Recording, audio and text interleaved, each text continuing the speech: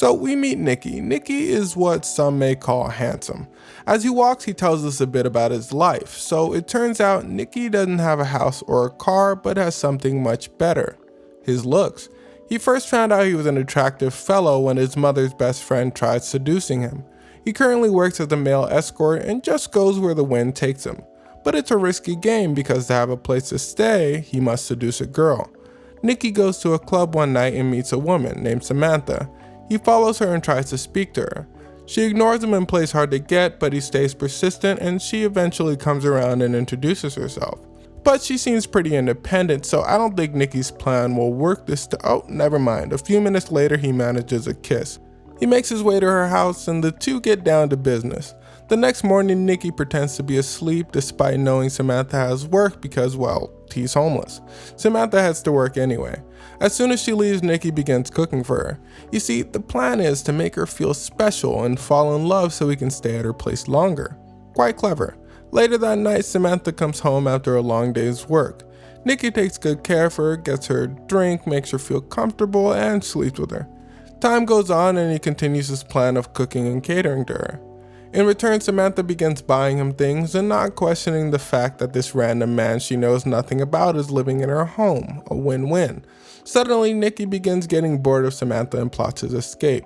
Samantha says she has a meeting in New York and tells him to come with her. He begins making excuses as to why he can't, to which she says, alright. Samantha heads to the airport and leaves. That night, Nikki throws a party at her place. He hangs out with his friend Harry, who's also a womanizer, and is having a great time. Well, that's until his ex walks in and starts saying some pretty rude things about him in front of everyone. He doesn't really mind that too much and ignores her for the most part. Nikki then meets another girl and sleeps with her. The next morning, Samantha calls him and asks how he is. He doesn't seem that interested in the call, and this gets Samantha pretty suspicious. She heads back home a day early and walks in on Nikki with another woman, the same woman he slept with at the party. It's safe to say she's a bit upset, but smooth Nikki is able to work his charms on her to a certain degree. She says their emotional relationship is over, but they can keep their physical one. They get physical.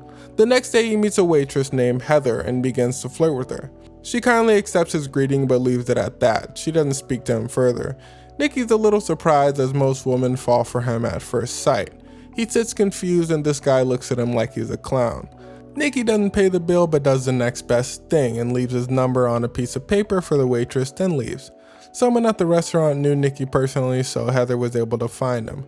She makes her way to Samantha's house because, remember, he's her personal mating slave, and berates Nikki for not paying his bill. She takes the bill money and leaves. Samantha then requires Nikki's services, but he's not really into it because his ego was slightly bruised. The next day, Nikki and his friend Harry head to the restaurant where Heather works to see what the freak is going on. They sit and Nikki pretends to be on the phone with the businessman finalizing a deal. She goes, okay, but what are you trying to eat though? Ignoring his big business showboating. An embarrassed Nikki orders his food. The two friends are at Harry's house and Harry tells him, look man, you're doing too much and you need to start doing better for your life, which, well, is kind of true. The two get into an argument and Harry asks him to leave. He leaves. Surprisingly, Heather calls Nikki and asks him to go on a date. During their date, she gets a call and suddenly leaves without telling him what's going on.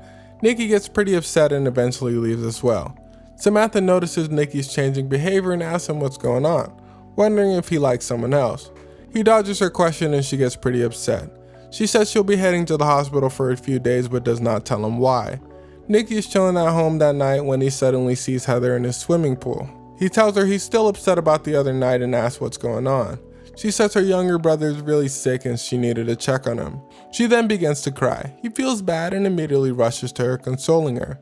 And you know what happens when humans get too close to each other? The two begin to kiss and end up mating. Nikki gets up in the morning but doesn't wake Heather as she's fast asleep. He heads down to move Heather's car to avoid a street cleaning ticket and realizes something. Heather's car is pretty nice, a little out of a waitress's price range. He heads back over to confront her, asking what the freak is going on. And it turns out she was pretending to be asleep. Yes, folks, he finds out Heather is actually an escort as well, and basically does exactly what Nikki does, but to men. Then she finds out that he's literally a homeless man living in a rich woman's home. She storms out and they both get upset. Samantha comes home and Nikki finds out she got surgery on her mating machine, so he gets a break from work. Nikki's at a party and is romancing a girl, but the whole time he's still thinking about Heather. When he comes home, Samantha doesn't really like his energy. She figures he's in love with someone else and frankly hasn't been doing his mating job right, so she says it's time for him to go. She begins throwing his clothes at him and kicking him out of the house. He doesn't try to charm her this time because he can't stop thinking about Heather. Nikki, now on the street, realizes, oh, he's really on the street now, as he had a fight with his friend Harry. He sleeps outside for the night. He tries staying over at past girls' places, but this doesn't work. At night, he heads to a club with Harry so they can reconcile. Harry's with another friend of his and the three are hanging out. Harry's friend starts being a jerk to a waitress and Nikki punches him. He gets kicked out of the club and Harry heads outside to talk to him. He tells him before he judges anyone, he needs to take a long, hard look at himself. Yeah, his friend was being a jerk, but what Nikki does is really not too different in a sense, as he just uses women, which, well, it's kinda true. Nikki doesn't like this very much and leaves. He heads over to a hotel and starts flirting with a rich woman, to have a place to stay. And it didn't work. He runs into Heather and begins apologizing to her. He says he was wrong for lying to her and that wasn't cool. She apologizes for trying to scam him as well. She takes pity on him and invites him to her place to stay. As Nikki doesn't have anywhere else to go, he agrees to this. Once he gets to her place, she gets ready to leave as she has a date with the rich guy. She leaves. When she gets back, Nikki has set up dinner for her and the two begin to talk about their lives. Heather gets a call from a friend and is invited to a rich person's party. She says, I bet, and lets Nikki come along. At the party, the two dance the night away and he helps her attract the eyes of a super rich guy. They head back home and Heather tells him he must sleep on the couch. He decides, nah, that's a bad idea and heads to her room. The two begin kissing. The next morning he starts being flirtatious and the two spend the whole day together. They're having dinner and Nikki's ex pops by. She starts saying pretty mean things to Nikki and talking about all the things he used to do trying to get a reaction out of Heather. It works, she gets upset. Heather and Nikki are at home and she heads out on dates with other guys.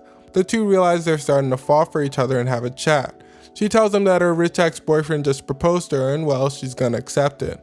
She loves Nikki, but love don't pay the bills, man. Nikki calls Heather and tries to convince her to stay with him and kinda starts to succeed a bit until he runs into a friend of his who's pretty drunk. He begins to drive her to her house so she can get home safe, but Heather believes he's cheating on her.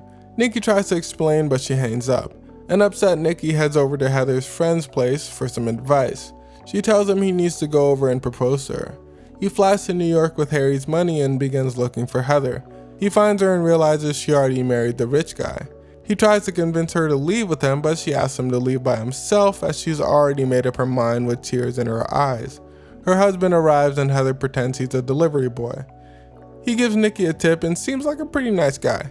Nikki leaves and seems pretty sad. He makes a promise to himself that he will be so rich that he'll never have his heart broken like this and starts working as a delivery boy while living with Harry. One day he's making a delivery for Samantha and finds a handsome young man there who's essentially replaced him. He runs into Samantha, they exchange greetings and he leaves. He realizes that there's more to life than partying and getting women, and an honest living is what makes the world go round. And well, that's the end of our movie, folks. If you like this recap, be sure to hit that like and subscribe button for more videos like this one. Take care.